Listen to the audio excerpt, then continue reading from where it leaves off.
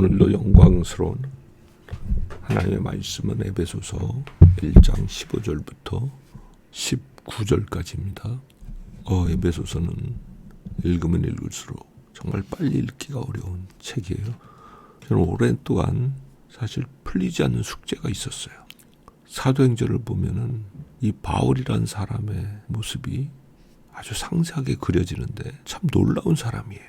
그가 겪었던 고난, 그걸 통과한 모습도 놀랍지만은 어려움과 위기와 도전을 만났을 때 그가 보여준 말과 행동, 그 속에 드러난 그의 의식, 구조, 그것하고요. 서신서에서 바울의 모습하고 너무 달라 보였던 거예요. 서신서에서 바울은 신학자 같았거든요. 앉아서 책 보고 논문 쓰고 말하자면 그런 학자.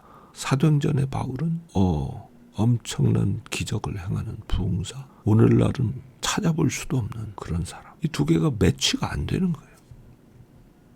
그런데 성경을 좀 더 알게 되면서 깨닫게 되면서 이게 정말 같은 사람이구나. 이 사람이 이렇게 하나님의 계시의 지식을 받았기 때문에 그렇게 행동했고 그런 말을 했구나. 이게 알게 되는 거예요. 자, 오늘 15절부터도요. 사실은 굉장히 이상한 이야기예요. 왜냐면요. 지금 에베소 사람들은요. 매우 현실적인 고통을 겪고 있잖아요. 현실적인 도전을 받고 있어요. 그럼 위로라도 한마디 해줘야 될 거 아닌가. 얼마나 힘드니. 요즘 심리학이라는 게 발달해서 공감해줘라, 들어줘라. 그런 이야기가 있죠. 그거 맞는 말이에요. 도움이 되는 내용이에요.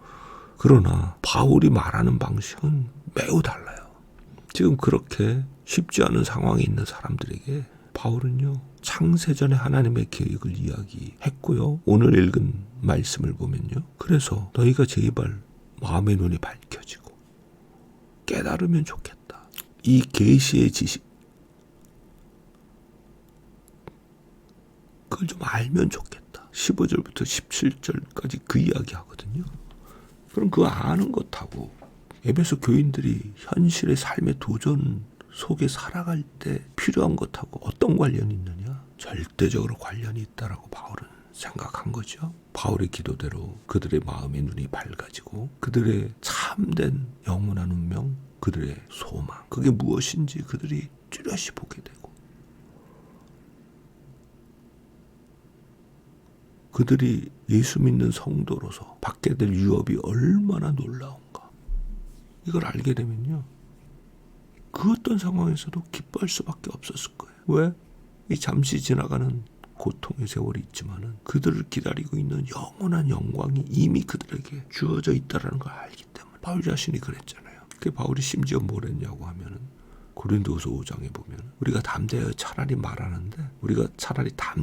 말하는데 우리가 몸을 떠나 그리스도와 함께 있는 이것이 훨씬 좋다. 알고 있었던 거예요. 정확하게. 자신을 기다리고 있는 미래의 모습이 무엇인지. 그래서 바울이 그의 생애의 마지막에 쓴 디모데후서 4장에 보면은 그렇게 이야기하잖아요. 내가 선한 싸움을 싸우고 달려갈 길을 마치고 믿음을 지켰으니 이제후로는 나를 위하여 의의 면류관이 예비되어 있도다. 이것은 주께서 그날에 내게 주실 것인데 나뿐 아니라 주의 나타나심을 사모하는 모든 자에게 도니라.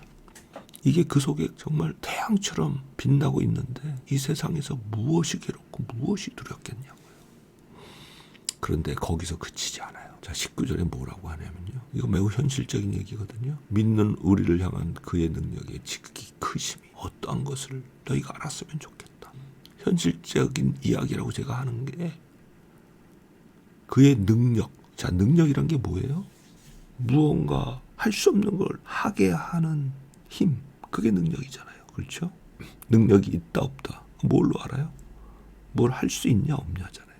자, 그런데 믿는 우리에게 하나님이 능력을 베푸셨는데 그게 어마어마한 능력이라는 거예요.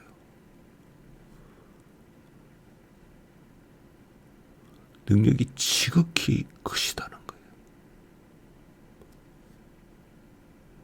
근데 이 능력이 그의 힘의 역사하심을 따라 주어지는 능력이라는 거예요. 이건 뭘 말하냐면 능력의 수준이 우리의 생각, 우리의 힘, 그 수준에 있지 않다라는 거예요. 하나님의 힘의 수준, 그 하나님의 힘의 수준이 가장 극적으로 나타난 사건이 예수 그리스도를 죽은 자 가운데서 살리신 사건이거든요.